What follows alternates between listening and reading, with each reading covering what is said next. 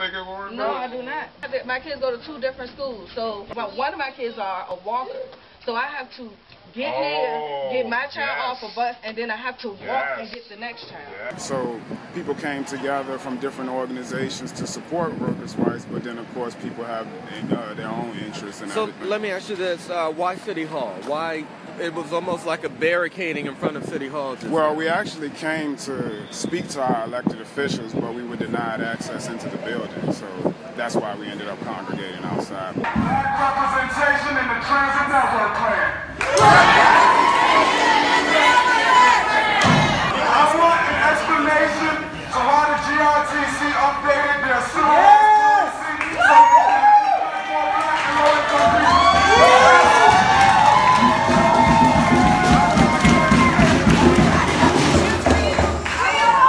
Understand the bus that was taking us to Walmart. Why did they stop? It would pick us up in front of the rental office. Why did they stop? It would stop here.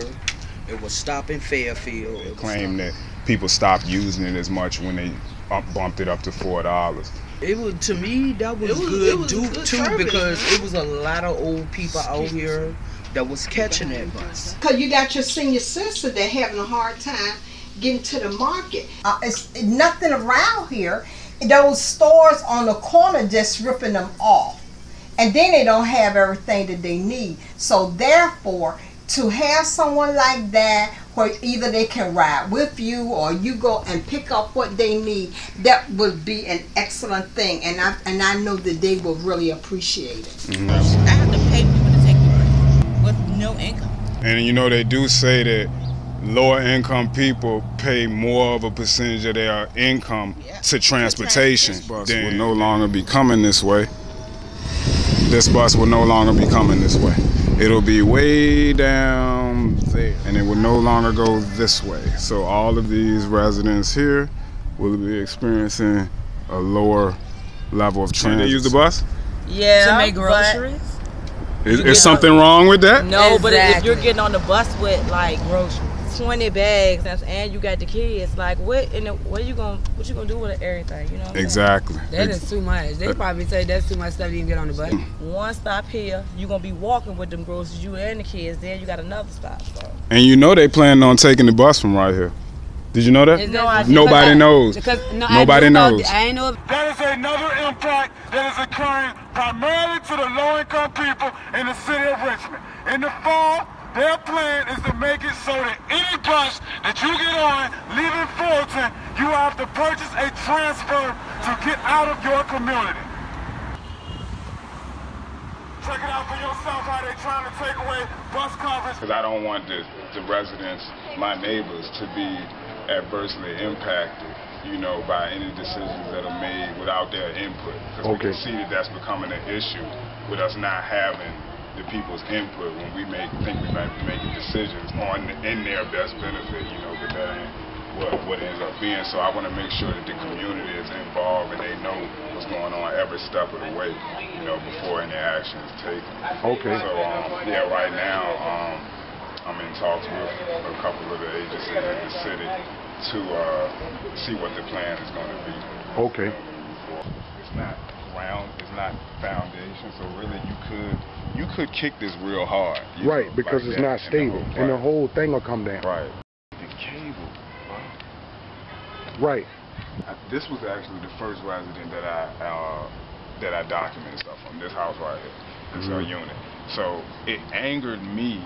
That's what really made me want to fight that much harder, because it angered me that this elderly sister, knowing the things that she has been through in this country, you know, in order for me to even stand here, so for her to have to be bending over to use her own towels to clean up water, you know, or to stop water from coming into her house. At a time in her age when she should be enjoying her golden age. Right. So it just made me mad, you know, when she was telling me that. Like, as she was telling me, I'm starting to get mad even thinking about it. You know what I mean? Like, really. Right. I don't want it. Oppression and injustice will make you feel that way. I'm not going to sit by and let you know. So could you explain to us, what is this form that you got the residents filling out? So this is the form that so on this side we have, on this side we have Virginia Landlord Tenant Act, provisions, and on this side, these are property maintenance code. To identify the specific violations. Right. All right. All right. So, walkways, drive walls, common area. Right. Okay. You know I like my surveys. Right. I like for the people to be heard. That's right. It's several different agencies that are neglecting this part of the city. You know, I mean, we got property maintenance, we got Department of Public Works, you know, and GRTC was trying to do the same thing.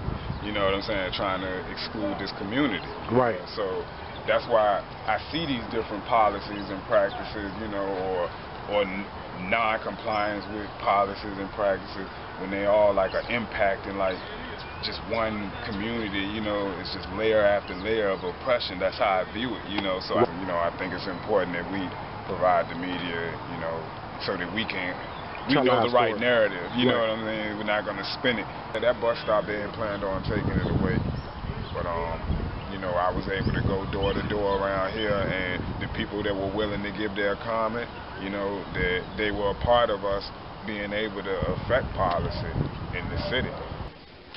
My issue right now, I've been looking a lot at the transit plan, right?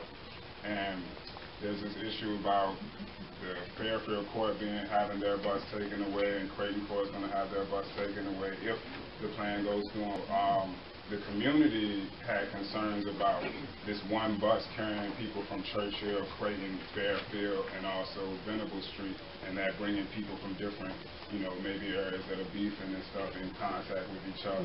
People at Armstrong, they were concerned about their kids having to walk from Armstrong to depend on the bus and walk through Fairfield Court to get to the only stop that will be left, which will be on Fairfield Way. And I think that you know, when we make these policy decisions, nobody cares about the actual people, the culture of the people. Right. You know, they're just looking at data and numbers and stuff. You know, we're going to wait until something happens on the bus and then like, oh, what happened? You know, we shouldn't have taken those routes away, or kids get jumped coming through Fairfield, and it's going to be like, oh, they're animals over there, you know, when we could have dealt with it before then. So if you do anticipate that being an issue, are you willing to, you know, weigh in on that with the policymakers and whatnot? About the alley, they said that half of it is DPW, and they said the Department of Public Works. They said half of it is city-owned, and that the other half belongs to Magnolia Properties. So wouldn't that fall under code enforcement?